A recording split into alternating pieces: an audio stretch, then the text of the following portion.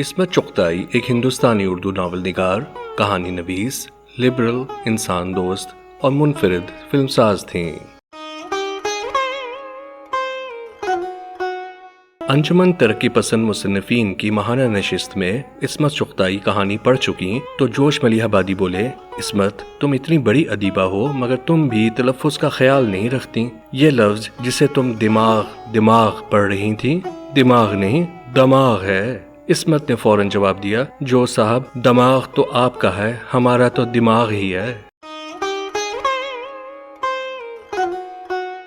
لحاف کے سلسلے میں عصمت چغتائی پر مقدمہ دائر ہوا تو وہ اپنے شوہر کے ساتھ مقدمے کی پیروی کے لیے بمبئی سے لاہور پہنچی اور میاں ایم اسلم کے ہاں قیام کیا۔ میاں صاحب نے حسب عادت نہایت خندہ پیشانی سے ان کا خیر مقدم کیا۔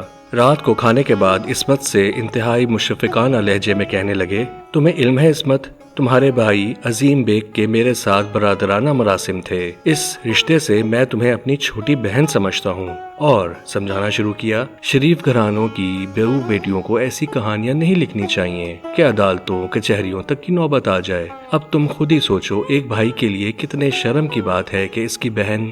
عصمت نے فوراً بات کاٹتے ہوئے جواب دیا، بھیا شروع میں تو میرا بھی یہی ارادہ تھا کہ چڑیا کی کہانی سے آگے نہ بڑھوں، لیکن آپ کی گناہوں کی راتیں پڑھ کر نیت خراب ہو گئی۔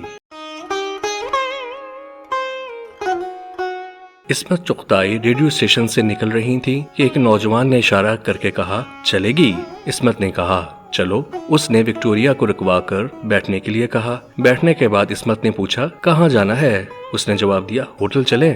عصمت نے کہا، خواہ مخواہ ہوٹل میں خرچ کرنے کی کیا ضرورت ہے، میرے گھر پہ چلتے ہیں۔ یہ سن کر نوجوان بہت خوش ہوا اور سوچنے لگا، اچھے اسٹینڈرڈ کی لڑکی ہے، لہٰذا وکٹوریا والے کو عصمت کے بتائے ہوئے پتے پر چلنے کے لیے کہا۔ جب وہ گھر میں داخل ہوئے تو وہاں شاہد لطیف، مجروح سلطان پوری، خواجہ احمد عباس اور دوسرے دوست تاش کھیلنے میں مصروف تھے۔ وہ دوسرے کمرے میں بیٹھے ہی تھے کہ شاہد نے آواز دی، عصمت تمہارے لیے فلاں کا فون آیا تھا۔ یہ سنتے ہی نوجوان سمجھ گیا کہ یہ معروف شخصیت عصمت چغتائی ہیں، لہٰذا وہ جانے کی اجازت مانگنے لگا۔ عصمت نے کہا، ایسے کیسے، چائے پی کر جائیے گا۔ وہ جتنی دیر تک بیٹھا رہا اس کی حالت غیر ہوتی رہی۔ وہ چلا گیا تو سب نے پوچھا، وہ ہلکان ہو رہا تھا اور تم اسے چائے پی کر جانے کے لیے اصرار کر رہی تھیں۔ اس پر عصمت نے جواب دیا، اس نے مجھے گھر تک پہنچایا ہے، لہٰذا چائے پہ تو اس کا حق بنتا تھا۔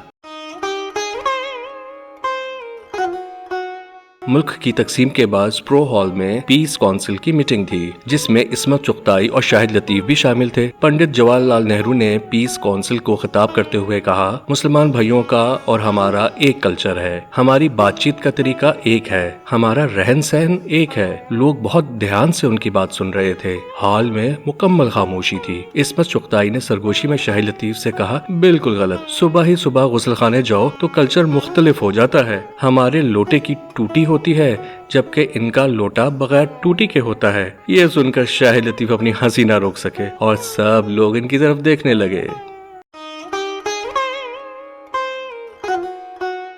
ایسی مزید خوش کلامیوں کے لیے پسند کریں، تبصرہ کریں اور چینل کی تائید کریں۔ شکریہ۔